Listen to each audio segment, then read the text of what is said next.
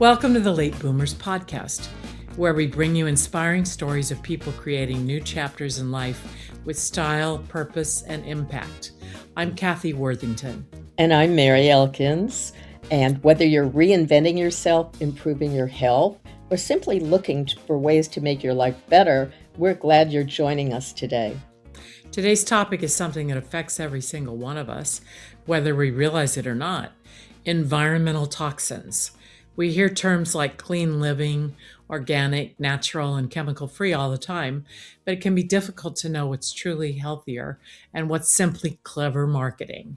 Yeah, and it's amazing how much has changed over the years. When we were growing up, people weren't talking about pesticides or endocrine disorders and disruptors, microplastics, PFAs, or hidden chemicals in everyday household products.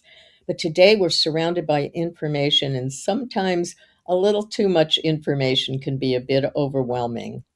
Exactly. You almost need a chemistry degree just to buy shampoo or laundry detergent. Then there are food labels with ingredients we can't pronounce and products claiming to be all natural that really aren't. Yeah, and let's face it, most of us aren't trying to be perfect most of the time. We simply want to make better choices without feeling guilty or spending a fortune. Our guest today has been helping people do exactly that rather for over 3 decades. Long before green living became popular, she was educating people about reducing toxins in their homes and their food and their daily lives. Amy Hartshorn is the founder of Green Living Now and has spent more than 34 years teaching practical, realistic ways to create healthier homes and healthier lives. She also co-owns a certified organic farm in Vermont, giving her firsthand knowledge about how our food is grown and why it matters. Amy, welcome to Late Boomers. Thank you so much. Well, you've been teaching non-toxic living for more than 3 decades, long before it became mainstream. So back then, did people think you were a little ahead of your time? And what's changed the most in public awareness Yes. since you began? Yes. Yes, they definitely did. So my big aha moment came from when I was pregnant in 1992, and I came upon this little book called The Non-Toxic Baby. And in it, I learned that there were toxic chemicals in everyday household products, including baby shampoos and creams and diapers and all the things that we assumed were safe. And I Mm. was both shocked and horrified. Shocked that these ingredients were allowed, also that nobody was talking about it back then, and probably worse, nobody was really protecting us. And I don't think that that landscape has changed a whole lot. I Yeah. think in some ways it's actually gotten more confusing. There's a good thing and a bad thing. So the good thing is that there are a lot more choices, but it's harder to tell which ones are really better and why. Mhm. So I would say Yeah. that's the biggest change. Yeah. Mm-hmm. Oh, and to Wow. answer your other question, sorry. Um, how did people view me? So I first started writing letters to the editor of a local newspaper in the town that I lived in before I was in Vermont. And I had a very interesting conversation going with people that were waking up and becoming more conscious about this, but also sort of the better living through chemicals crowd that thought I was crazy. Ah, Wow. Well, so that's you that's ruffled a lot of feathers. I yeah, did. that's a good thing, isn't it? Yeah. It felt like a And good thing.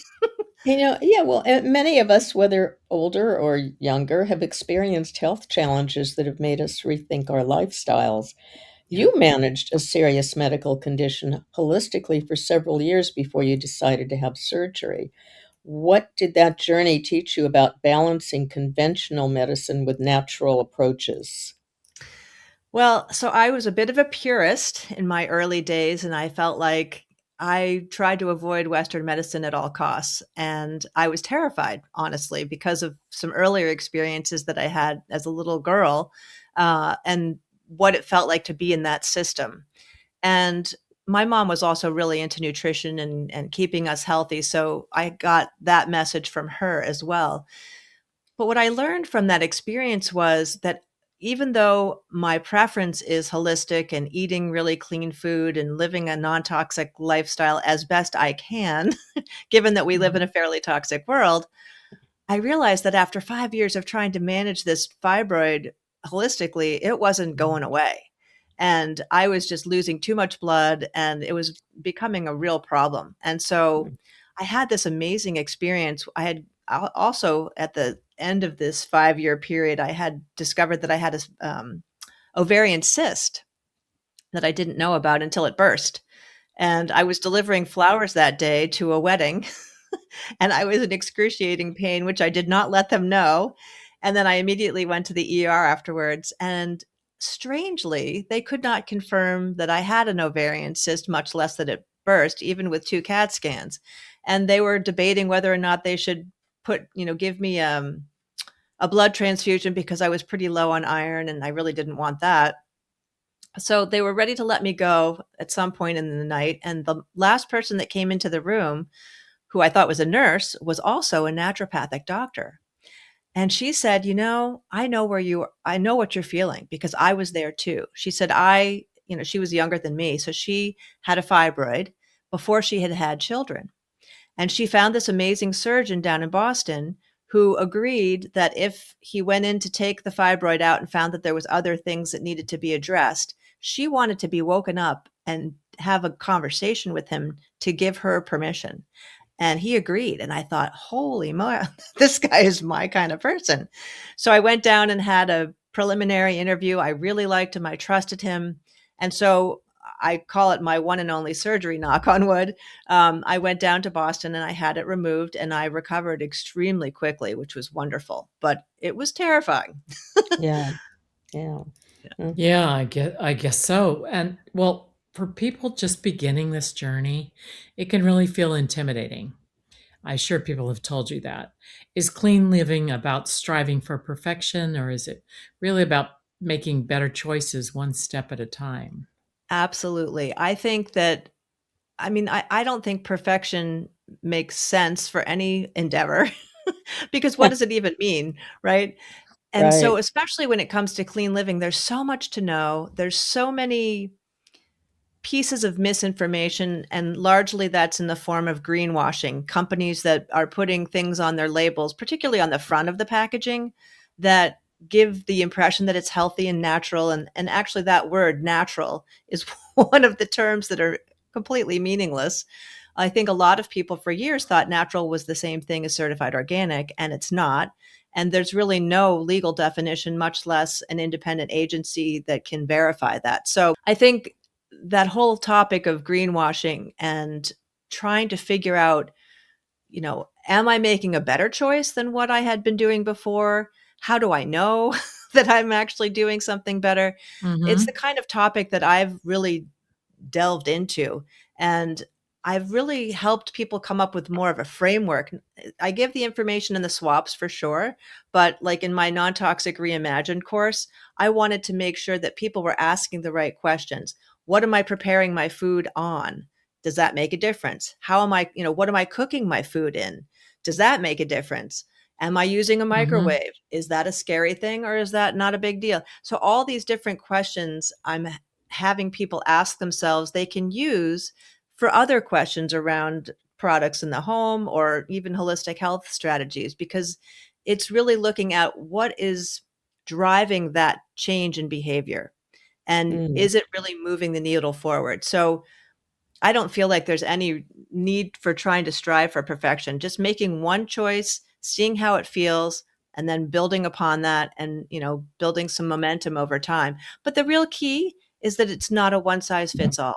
It's really each person, Mm-hmm. different dietary things, different budget things, different sensitivities. There's so many different factors. So, yeah, I think Yeah. it's definitely got to be personally developed. We're going to ask you more about that later, but you brought Sure. up labels and marketing, and some of the biggest challenges everyone has is marketing. I mean, what's the label or advertising claim that even very health conscious shoppers fall for? Well, I fell for it until I did a deep dive on 100 different label claims and it was wild caught. That's one of them, actually. I should say there's quite a Oh, few. But Oh, wild yeah. caught, I assumed meant, oh, dolphin safe. They're not trolling and, dragging other fish into their nets. And then I realized unless it had, I think it's the Marine Stewardship Council, I think it's MSC is the logo. If you see that on a can of tuna or salmon, you know that that's actually, a good brand that's doing the right thing. But there are some faking going around in the fish industry. Apparently, they can swap different fish, even though it might say salmon. Maybe it's salmon, maybe it's not. It's hard to know. But I always thought wild caught, oh, they're swimming in the ocean. I know there's a lot of plastic in the ocean, but at least that's better than being farmed, But farm what raised what if fish you versus. go to like a butcher shop and it says wild caught? Is that Well, can you that's a really good verify that? question. So I would ask that butcher, where does this come from? How do I know that this is, or how do you know, Mr. or Miss Butcher, whether this is actually truly wild caught? Is there any kind of certifying, label that goes with that fish when you purchase it? So that's where getting to know, it's the same thing with your farmers, getting to know what their practices are. Same thing with butchers or cheesemongers, I think they're called, or, anybody that sells food. And what about farm raised fish? Is that bad for you? Yeah, I think farm raised fish, it's kind of like factory farmed meat because they're in a contained area. Even if it's in ocean waters, it's all within. I don't even know if it's within ocean waters. To be honest with you, it may be more like a tank as opposed to an ocean setting. But they have to give them antibiotics typically because they, aren't as clean. The feed, I don't know what they're feeding them, but And it's not necessarily their natural diet. So I liken it to, the confined animal feedlot type of thing for animals on the ground, but only in water. Mhm. yeah, makes sense. And the other thing that you peripherally referred to that we can discuss is the word natural. It sounds reassuring, but it doesn't necessarily mean safe.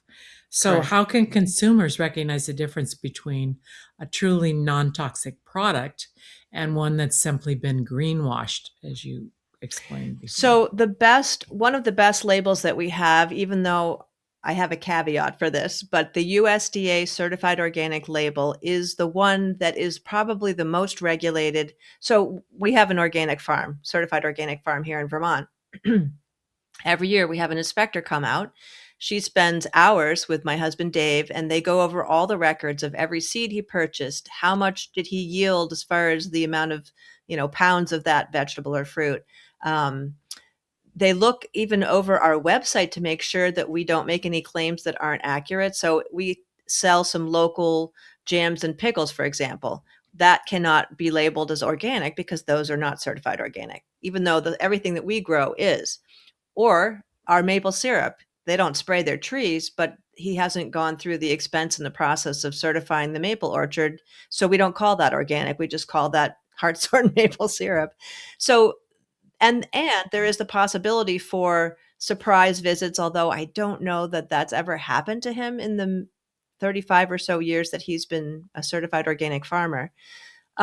So all that to say, that is the one label that is actually much more verifiable and regulated. But my caveat about that is that when the USDA took over, they actually wanted to include genetically modified organisms. They wanted to include food irradiation and to use sewage sludge as fertilizer, which would have rendered the organic food pretty much the same as conventional. And there was a huge outcry. I feel like it was hundreds of thousands of people wrote comments to say, hey, this is not what we signed up for. The organic movement had been built upon the idea that this was an alternative.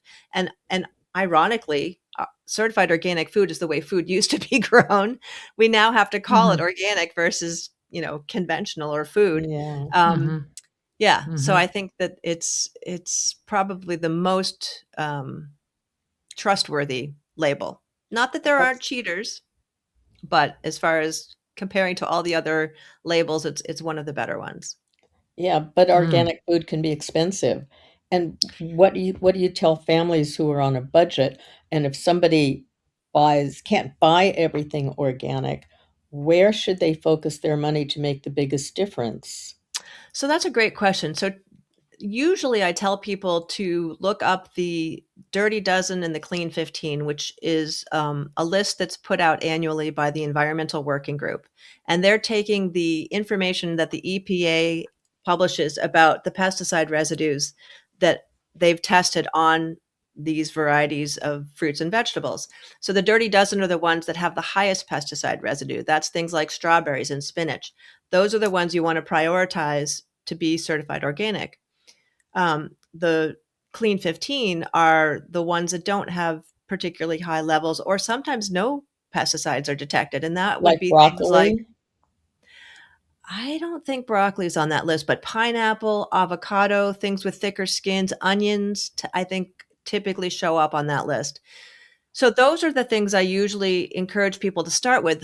However, the actual more meaningful choices are still going to be more expensive, but the meat and dairy where there's fat involved, that tends to concentrate pesticides and other types of chemicals. So it's probably a good starting point, but if you really want to make a difference in your health, you might want to look at what you're eating. If you're eating meat, you want to try to favor the truly wild caught fish, or grass raised, grass raised, grass finished. Am I getting Grass that term fed. right? Grass-fed? Thank you. Grass Grass fed. fed, grass finished. Yes. And pasture raised organic eggs versus just cage free. Mm-hmm. So those are some probably more meaningful changes. But here's the thing that most people don't realize: the cost of organic food is not elevated because the farmers think, oh, I can get more for this. The the amount of work that goes into raising food on a certified organic farm is so overwhelming. When I bring people through with tours, they cannot believe the amount of work that my husband and our staff do to get these plants to grow. And it's really about growing a healthy soil. The thing is, there's so many government subsidies for the conventional food, particularly the big, corn, wheat, soy, the things that are in almost all processed foods and animal feed. So the cost that you're paying for organic food is more true to what it's costing the farmer to grow that food versus the, cheaper conventional with more synthetic stuff, sometimes toxic. Those kinds of ingredients are much cheaper. And so it looks like, when you're comparing an organic thing to a conventional thing, it looks like that the organic is more expensive. And, from a dollars and cents perspective, it is. But like I said, you're paying the truer cost of the food versus what's going on as far as subsidies and whatnot. Well, regarding your organic farm in Vermont, what has working the land taught you about food and soil and health that surprised even you? Is there something? Well, one thing that surprised me, having been an organic gardener and then actually growing commercially, the amount of work that goes into Oh, it is just mind-boggling. Um, I think the other thing is, so I grew up in New York City, of all Oh, places, and oh, I always dreamt of living in a beautiful place like Vermont, ideally on a farm. And so when I was growing up in New York, I didn't really think too much about the weather and how that might impact different things, unless it was, I wanted to go to the beach and couldn't get to Long Island without having to deal with rain. But on a farm, every day we are so focused on what's happening with the weather. And then that impacts things like, fungus mm-hmm. and different types of yeah. diseases and pests, and then even strawberries. We have these amazing organic strawberries. Some seasons, like this one, was a fantastic strawberry season, but other ones, for no apparent reason, they don't do well. And some, there's a lot of covering of the crops in the springtime because in Vermont, we still can get frosts in May. And so there's this whole dance that goes into growing this food that I don't think most people are thinking about. Hmm. You're making us appreciate it so much more. Yeah. Yeah, Yeah, I it's do. Abs- amazing. yeah. Even Well, still. Yeah. yeah. It's I love hearing about this because it just is something that I think everybody needs to hear. and very few people know about it. And again, most people assume government regulations protect us from unsafe Ah, products, yeah. and Mm. profit wins over people often when it comes to food and consumer safety. Can you give us some examples of what you mean by that? Right. So I'll give you a perfect example. So there's different technologies that have been developed for food to make it last longer on the shelf. So one thing I learned early on was that tomato, even if it's organic, that is on the supermarket shelf may first of all have been picked when it was totally green without any red on it, and then sat in a warehouse for a while it ripened. A lot of food, particularly the fresh stuff, fresh in parentheses, um, or in quotes rather, is oftentimes a week old by the time it even arrives at the store. Mm. So Hmm. they've been coming up with these different technologies to try to make the food look fresher. And I find that to be not at all for our benefit as a consumer, but this is really about, how to keep something on the shelf looking fresher longer so that they can sell it, even if it's completely devoid of any nutrients at that point. So there's some there's been a lot of controversy about some coatings, one of them called Appeal, and then there was one approved for organic production or organic fruits and vegetables called Organapeel. And Mm. that whole idea of putting some kind of a waxy substance on a fruit or vegetable just to keep it looking fresher longer, I find really not not acceptable. What And is so I That that? think that's What I is think that you see white it. film over blueberries? I've always wondered what that is. Every time I buy organic blueberries, they're kind of like a white color or a white film over it that can be washed off with hot water, but not cold. Oh, that's interesting. I'm not quite sure what that is. It could potentially be that Organapeel. Hmm. Um, I would have to look into that. I'm not quite sure. Hmm. Yeah, and And and one of the they things, put that stuff on tomatoes a lot, right? That's why they're so well, shiny. apples, I know they put wax on, and probably they're using that Organapeel or Apeel. Um, yeah, I think, and then there's some issues too that I've heard about supermarkets spraying some kind of, bactericide type of product on the vegetables. Now, they're not supposed to be doing that on the certified organic stuff. That's not allowed. I don't know, how well monitored that is. So that Mm. always makes me wonder. So my preference is, of course, if you can grow it yourself, that's ideal. The next step would be to, go to the farmer's market, find the certified organic farms, because oftentimes when farmers say, well, I grow according to organic standards, how do we know that?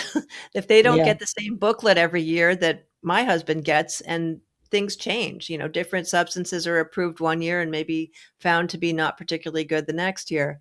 Um, Oh. the two questions, though, that I would ask any farmer who says that is, what are you doing to grow your soil? How are you making your soil healthy? And then, secondly, are you using any kind of synthetic pesticides? Because I think, just removing the word toxic might make them answer more honestly, hopefully.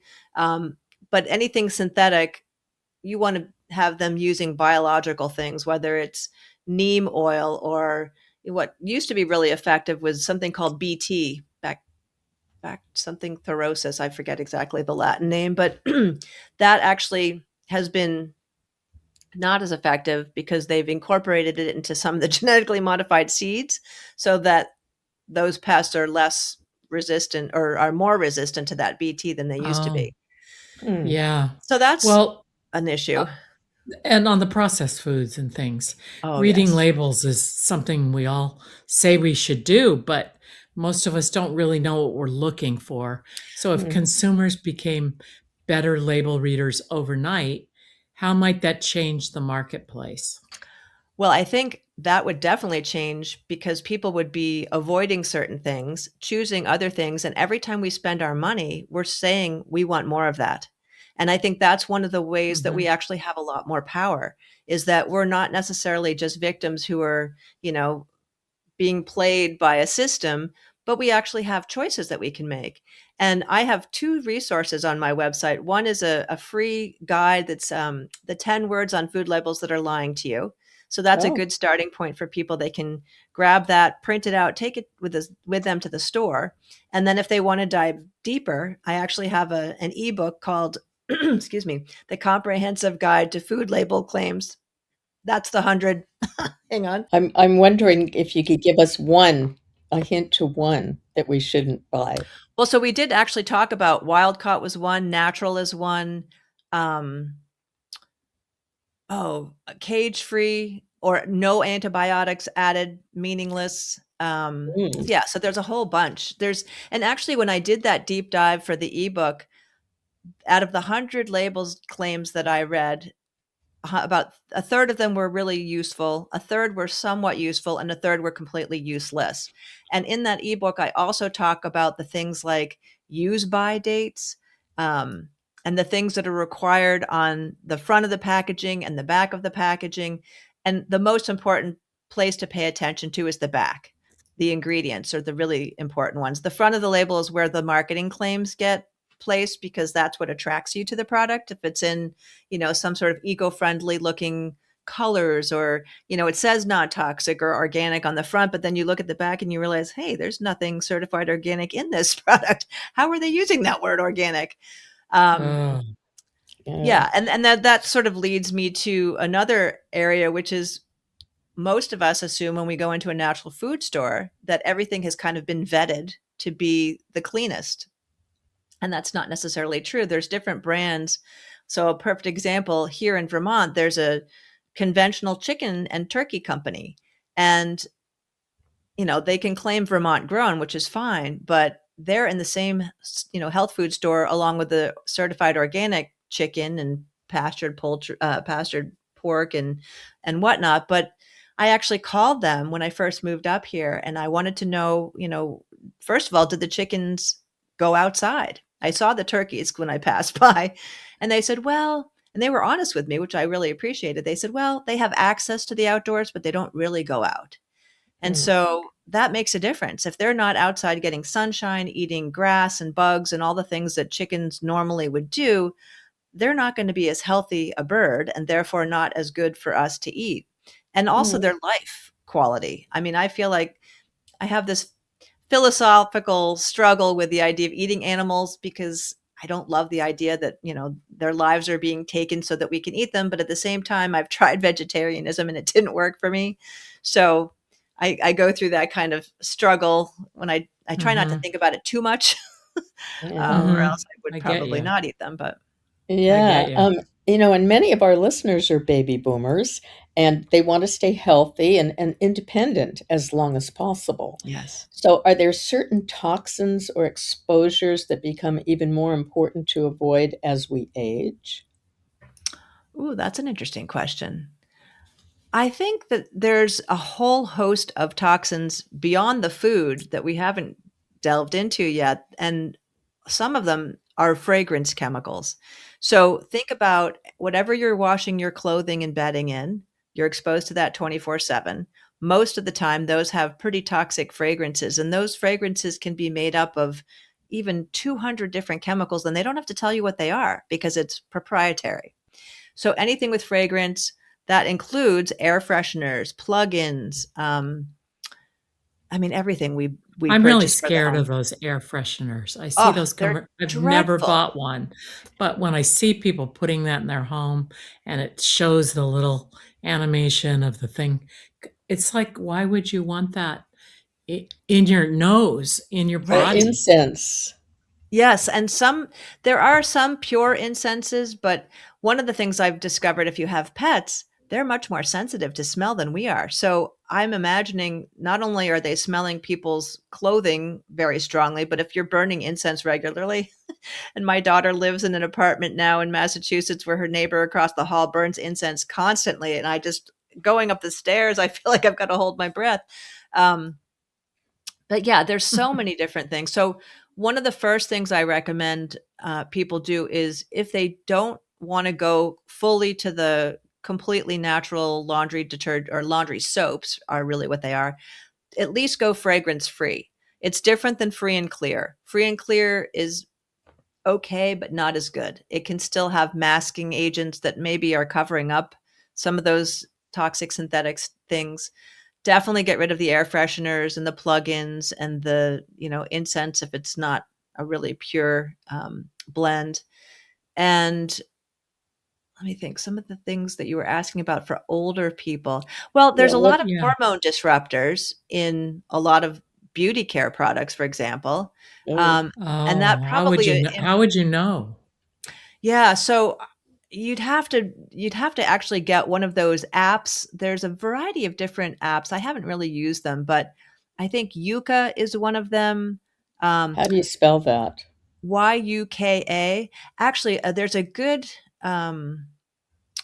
if you go onto the Environmental Working Group, ewg.org website, they have a cosmetics database. They have all kinds of databases, including one for water, so that if you are on a municipal system, you plug in your area code and you can see what are the contaminants of concern, what the EPA thinks is safe versus what other independent experts think are safe. But it will define those chemicals for you so you can find out which ones are hormone disruptors. So you can look, well, they'll even actually look at the product and say, this is, Wow. this gets an XYZ score because, and then it tells you. In fact, there's even an app on Amazon. It's like an extension that you can put on to your search when you're on Amazon. Oh, I can see it in my mind's eye, but I can't think of the name of it. Clear something? Well, I'll have to give that information for you to put in the show notes if you want. Okay. But yeah, so even when you're on Amazon and, we all know that ideally it's best not to purchase from these huge corporate entities, but sometimes that's, the best option for somebody. Easier. Exactly. And Yeah. It's sometimes easier you're for, not yeah, close I mean, to I the still do it. So yeah. there's that whole Well, question about perfection again, right? hopefully this is accurate, but I heard an extraordinary story about you witnessing a military veteran finding sobriety after attending one of your retreats. So, what did that experience teach you about the healing power of nature, community, and reducing toxic influences in our lives? Oh my gosh, it was absolutely extraordinary. That was my first retreat, and I did a blend of organic gardening experiences. We did juicing. We talked about food. We made food together. We did a variety of different holistic practices, including working with horses. oh, And so it was a Oh, mind, body, spirit experience. Really, it wasn't just one category.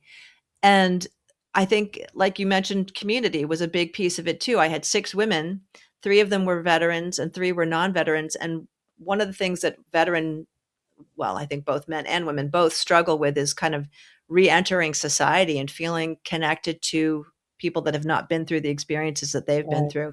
And my gosh, some of these women who were veterans had incredible trauma in their military experience. However, through this experience, and this was a longer term one than I typically do. So I did it as a pilot to see how it would work. So I had them for 5 days a week for 4 weeks. oh, And that's a lot. yeah, it was a lot. It Wow. was intense. And so I think that made it so much more powerful than, like a 3-day or a 5-day. Not that people haven't gotten value from those, but with some kind of a significant issue like, alcoholism, which she told me when she first started that she was still drinking, but by the time she was through that experience, she had stopped and she's continued to be sober. And that was, gosh, 11 years ago. Mm. So Wow. I think that whole mind, body, spirit experience, like you said, connecting with nature and eating really good quality food, detoxing your home environment.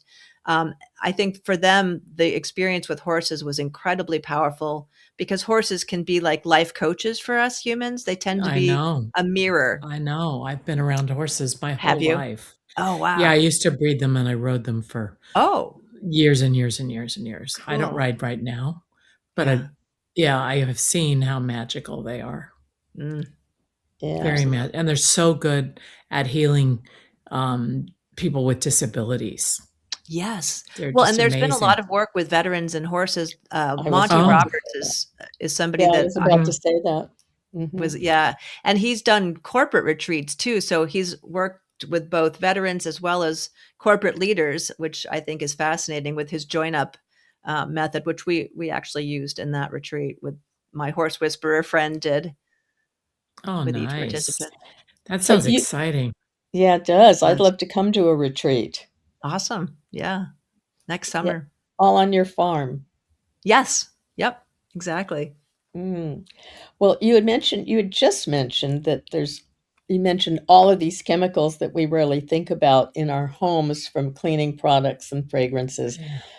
What about furniture? And Mm, also, if someone wanted to make just 3 changes this month, what would you, that would have a real impact on their lives, what would you recommend? okay. So to answer the furniture question, yes, that's a big deal. Um, Trying to favor solid wood versus synthetic wood is important. Ideally, getting rid of carpets and vinyl flooring, favoring hardwood floors, ceramic tile, natural cork. I actually refinished my old house, the basement, or we renovated it and turned it into a living space and put a beautiful natural cork floor down with a safe sealant. Um, but yes, Uh, furniture, especially your bed, that's a really important one. If you're going to make a switch for furniture, um, go with your bed first, because that when you're sleeping, you're breathing in whatever your bed is outgassing. And so the thing to know about whether it's cleaning products, body care products, furniture, paint, stains, all that kind of stuff, what happens is that those chemicals outgas into our indoor air. And the EPA tells us that our indoor air in our homes can be more toxic than like the polluted air in a city. And oh, that's because there's so many different chemicals that are coming out of these products. Imagine when you walk down the aisle of the supermarket where the cleaning products are. You know how you can smell all that stuff in those tightly sealed bottles? It's, effervescing out of the plastic containers. Well, the same type of thing is happening in our homes. And one of the reasons, Oh, oh, sorry, one of the reasons why that's become so challenging is that we are closing up our homes to be more energy efficient, and so that's kind of concentrating those chemicals into our environment. And so if we don't at least open the windows, every day yeah. for 10 minutes and circulate that air or get some kind of an air circulator, then that's just going to build up. So and top air 3 things. conditioning. Air conditioning. Oh yeah. You want to make sure you don't have molds coming through that. That's another thing that people don't always check their filters and make sure that those are up to date and clean. Um, So the top 3 things I would say: getting rid of the fragrances, starting with the laundry detergent, Hmm. at least starting with the clean 15 and the dirty dozen as far as prioritizing your um, produce choices. And then third one, I would say,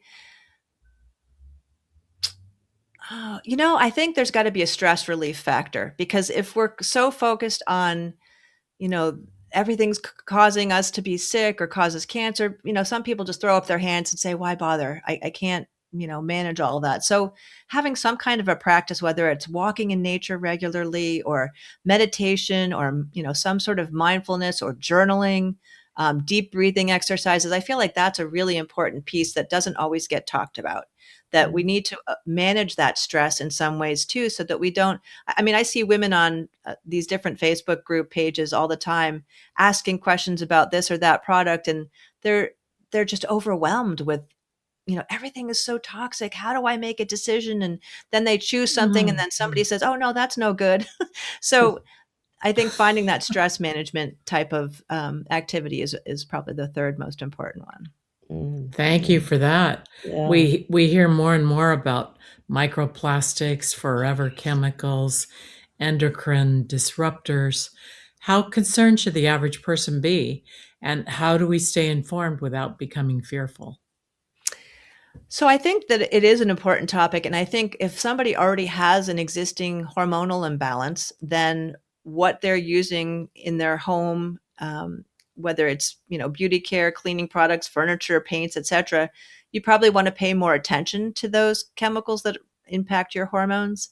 I mean, it impacts all of us, and so those of us, babies and young children and elderly tend to be the most vulnerable, or people who have discovered that they have chemical sensitivities. And that can come even from just mold exposure that they didn't even realize. I've interviewed a bunch of people on my own podcast where they have had all these different symptoms and didn't know what was causing it, went through the whole conventional, Western system and kept getting put on one pharmaceutical after another, and it wasn't getting any better. So they finally figured it out on their own or discovered some sort of, healing practitioner that helped them. But one woman was incredibly sick and she was young and active and physically fit, but she couldn't keep food down. And it was because of some undisclosed mold in the apartment that she was renting. So Mm. there's things that, Wow. can be causing us to feel poorly, and we don't necessarily know what that is. So finding a good holistic Mhm. practitioner is a really important thing if we can. If you're having symptoms of some kind and you aren't able to solve it through the regular, doctor visits or specialist visits, I've got a bunch of wonderful practitioners that I've talked to, on the podcast that my daughter's actually working with one of them now. What's the name of your podcast? So it's the Green Living Now podcast, just like the name of my business. Perfect. We'll have to Perfect. tune in. Oh, that'd be great. And for somebody who's hearing this for the very first time, and I think you did go over this, but if you'd reiterate, what's Sure. the single most important first step they can take today that doesn't cost much and can make a real difference? I think I would go with the fragrance free. That would be the first step. Trying to replace your products that are heavily scented, whether it's laundry or, get rid of the air fresheners and plugins. That's an easy saving you money kind of step. I think the fragrance would probably be the top number one. Even perfume? Oh gosh, yes. Perfume, cologne. Try to get rid of those. Mm. Switch Oh, to, really? yeah. It's funny. We have an open air farm stand, so I can see through the open, air space when somebody's pulling up in their car and getting out, and I can smell if they're wearing cologne or perfume before they even get inside. That's how strong it is. And also, once you've kind of removed that from your life, you smell it so much more strongly. Yeah. And Uh-huh. so perfumes, colognes, there are some natural ones that are based on essential oils and don't have toxic synthetic stuff in it, but those are a little bit harder to find. Um, yeah, Mm. so that's another area that we didn't even talk about as far as scents. Well, Yeah, I I didn't realize actually that. bought a big essential oil, and I've been mixing a little bit of it with water, and I use it as a spray for fragrance, and it's Oh, very nice. good. Oh, that's lovely. Yeah, I guess rose that's water is okay. another one that I like. There's a rose water, natural rose water spray that it doesn't last very long, but it's nice to spritz your face and hair with in the summer, especially. But Yeah. there's all Nice. kinds of alternative, things that you can use if you really want to wear some kind of a perfume. There are some companies that are making some good quality ones. I haven't really explored any lately, but I know they're out there. And Amy, where can listeners learn more about your work, your educational programs, and Green Living Now? So the website would be the best place, greenlivingnow.com. Everything is linked there. Perfect. Amy, before we let you go, though, we're going to play a quick round of myth or fact. Oh, So okay. just give us your first reaction and then tell us why. Okay. Go, Okay. Mary. All righty. Let's see. Organic fruits and vegetables should always be peeled before eating. Um, Not necessarily needed. I think wash them maybe if there's a little dirt on them, but if they're truly certified organic and grown without any kind of pesticides, people just leave the farm stand eating strawberries and blueberries and carrots and whatnot. So I don't think that's necessary. Okay, here's another one. Glass food containers are generally a healthier choice than plastic. Oh, yes. And I will take it a step further because I have glass food containers, but they all come with plastic tops. I put a little Mm-hmm. piece of unbleached wax paper between the food and the top so that my food is never touching the plastic. Is that like Nice. parchment? Um, Yeah, it's similar. I think the unbleached is the key because other, the white regular type of parchment or wax paper is typically bleached, probably has, chlorine somewhere in there. So the unbleached, they don't, it's brown and it looks Oh, healthy. oh, okay. But And, I keep my food. I tried the best I can to eliminate as much plastic as I can. And that's one good and way. and you answered this before, but again, if the label says natural, it's safe. Completely untrue and a useless term. Yeah. Bottled water is healthier than tap water. No. Um, Not all tap water is the same. And like I mentioned, going onto Hmm. that ewg.org website, put your zip code in and find out if you're on a municipal system, what's in your tap water. But I would say tap water is, well, bottled water typically is tap water, but then you've got the added problem of the plastic. So Yeah. Plastic. Right. if you have tap water, the ideal thing to do is get a filter and then you can, make it even cleaner. And Oh, also consider your shower and bath water. There's filters for that too. okay, here's another one that you were very adamant about. Air fresheners make the air in our homes healthier. Definitely not. The Wrong. opposite is true. And if a cleaning product smells like lemons or lavender, it's probably made with natural ingredients. No, oftentimes it's Not, not. You yeah. have to look at the back of the in the ingredient list to see what kind of lemon, because it could be a synthetic lemon scent. Most likely Hmm. it's a fragrance as opposed to a true essential oil. Hmm. Yeah. Right. Nonstick cookware. We didn't talk about that. It's always safe as long as you don't scratch it. No, I would say that nonstick cookware is a good thing to avoid. The high heat is one thing. Scratching it is definitely makes it more of a problem, but the high heat part of it, eventually those particles are going to break down and get into your food.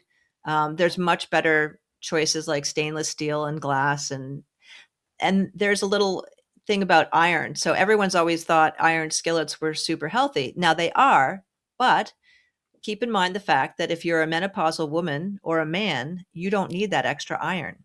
Mm. And the reason being is that you're not menstruating it out anymore. So if you're eating on iron skillets all the time, you may be consuming too much iron. Now, I've heard some doctors say, oh, well, most people are deficient in iron, not a big deal. But, you know, Hmm. figure it out for What ab- yourself whether that is And something you want. is buying what local produce sometimes better than buying organic produce that's been shipped halfway around the world?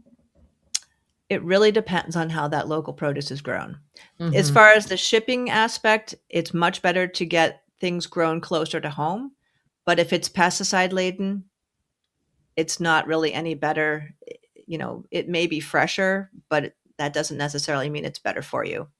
mm. Right. And here's something that you did discuss as well.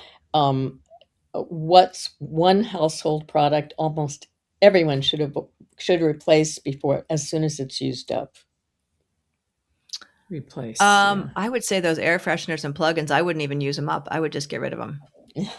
And Okay. one other Yep. question, back on the pots and pans. What about clay pots?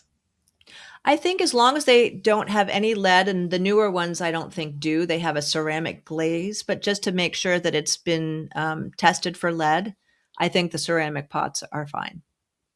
And finally, finish this sentence. Clean living doesn't have to be perfect because. There is nothing perfect in this world, and trying to reach some kind of an unachievable goal just causes stress. I love that. Agreed. Amy, thank you for sharing your decades of wisdom with us. You've shown us that living healthier doesn't have to mean living perfectly. It simply means becoming more informed and making better choices over time. Exactly. Every little small step matters. Whether it's reading one more label, choosing a cleaner product, or buying a little more fresh food, those choices add up over a lifetime. So, if you enjoyed our conversation today, please send this episode to one person who could benefit from hearing it. You never know whose life you might improve with one simple share. And don't forget to subscribe to the Late Boomers podcast wherever you listen to podcasts. And you can also watch every episode on our YouTube channel. And leave us a review, tell a friend, and keep joining us for conversations that help make your next chapter and your very best chapter the one you're living now. Until next time, remember what we late boomers always say. It's never too late to rethink what's possible.